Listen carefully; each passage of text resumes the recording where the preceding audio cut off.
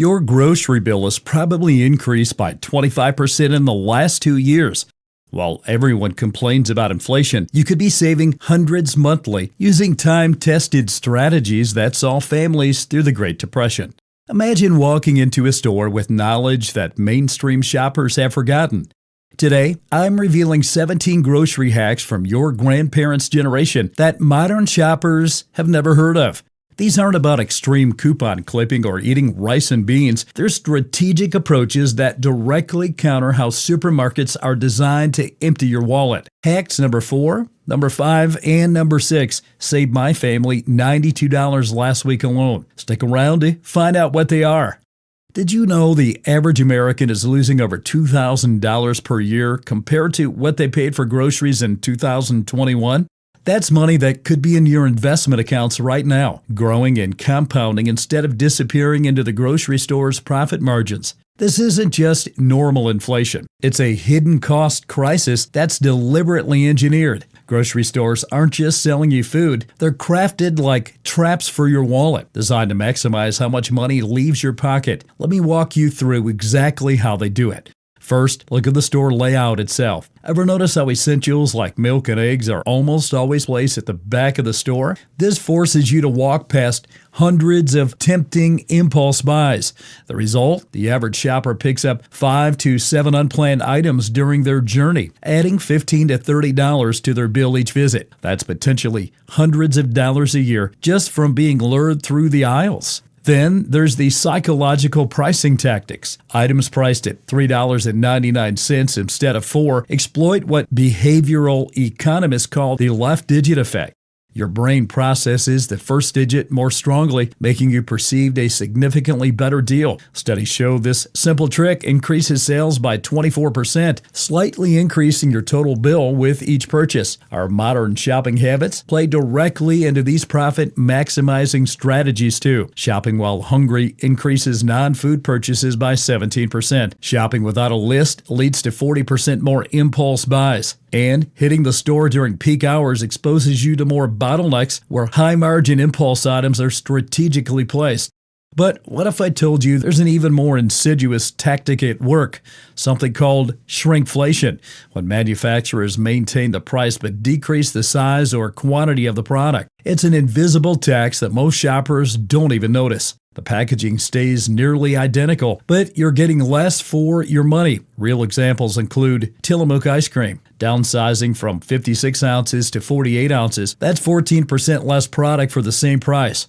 Doritos bags now contain fewer chips per bag than last year. Cottonelle reduced their toilet paper sheets from 340 to 312 per roll. Gatorade cleverly redesigned their bottles with an indented bottom, reducing volume from 32 to 28 ounces while keeping the same height and appearance. When you add up all these tactics, the true monthly income impact is staggering. Let's do the math. The average household spending $1,000 monthly on groceries is actually losing between $150 and $300 each month through this combination of shrinkflation, psychological pricing, and engineered impulse purchases.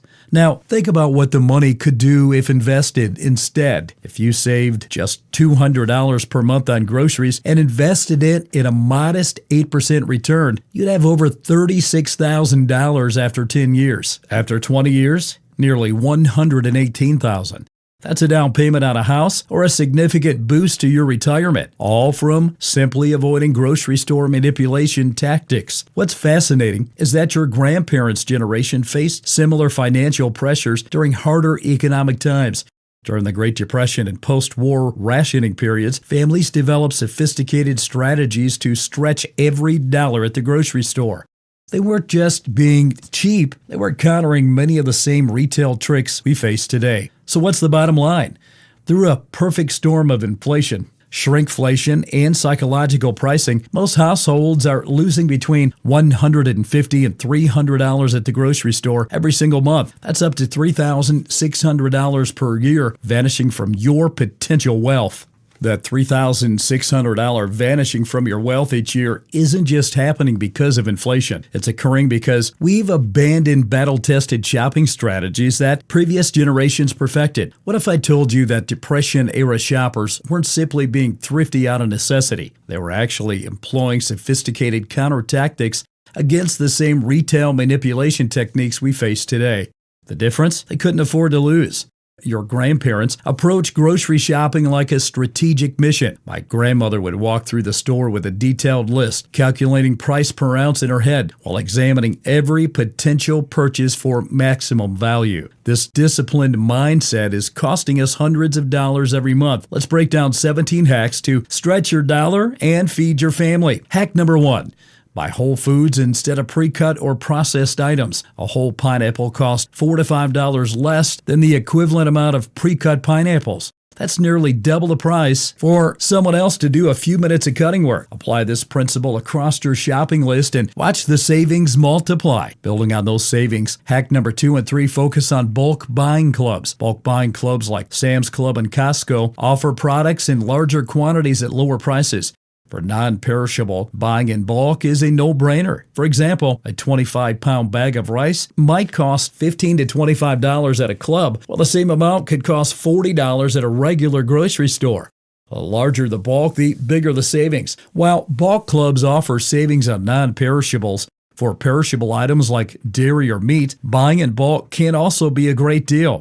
If you have the storage space, consider buying in bulk for items that freeze well. For instance, buying a larger quantity of chicken or ground beef and freezing it for later use can save up to 30% compared to buying smaller portions regularly. With those basics covered, hacks number 4, number 5, and number 6 leverage timing for maximum savings.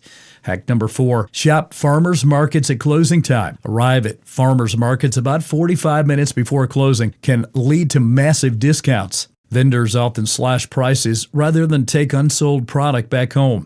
That $6 basket of tomatoes, it could drop to $3 in the final hour. A 50% savings on fresh, local produce. Hack number 5, take advantage of grocery store markdown times. Grocery stores typically discount perishable items like meat, dairy, and baked goods in the late afternoon or early evening. These markdowns can range from 20 to 50% off, making it an ideal time to stock up on essentials while staying within budget. Hack number 6, use the weekly sales cycle to plan your shopping. Most grocery stores follow a weekly sales cycle, with the biggest discounts appearing in ads released on specific days. Learning when your local store updates its deals allows you to plan purchases strategically. Combining sales with markdowns and coupons can create stacking discounts for even greater savings. The savings continue with preservation techniques and hacks number 7, number 8, and number 9. Buy discounted overripe bananas, around $1 per pound, and freeze them for smoothies or baking. Invest in powdered eggs. A 20 to 25 container equals several dozen fresh eggs that would cost $3 to $5 per dozen. Hack number 9, buy store brand alternatives instead of name brands. Many store brand products are made by the same manufacturers as brand names but cost 20 to 40% less. Items like canned goods, baking essentials, dairy, and even frozen vegetables often have nearly identical ingredients and quality. Switching to store brands for just half of your grocery list can lead to hundreds of dollars in annual savings. These aren't random penny-pinching tactics, but strategic counterattacks against retail pricing. While carrots cost about $4 for a 5-pound bag versus $2 to $3 for just 1 pound of baby carrots. A block of cheese saves 30% compared to pre-shredded varieties and avoids anti-caking chemicals. Remember the farmer's market timely strategy? That single approach reduces produce costs by 30 to 50%. A family spending $60 weekly on produce could save $900 to $1,500 annually with this one habit change. Those savings at the farmers market and bulk clubs are impressive, but they're just the beginning of your financial transformation. The most powerful money-saving tool isn't found at the store at all. It's in how you organize your kitchen and approach meal planning. Did you know that the average American household throws away nearly a third of the food they buy? During the Great Depression, families couldn't afford such waste, turning their kitchens into battle rooms against scarcity, where every ingredient had a purpose and every penny stretched to its maximum potential. Let's talk about hack number 10, the Pantry Challenge Month. This Depression-era practice involves eating exclusively from your pantry for a set period, usually a month. It might sound extreme, but it forces you to use what you already have instead of buying more food while perfectly good ingredients sit forgotten on your shelves.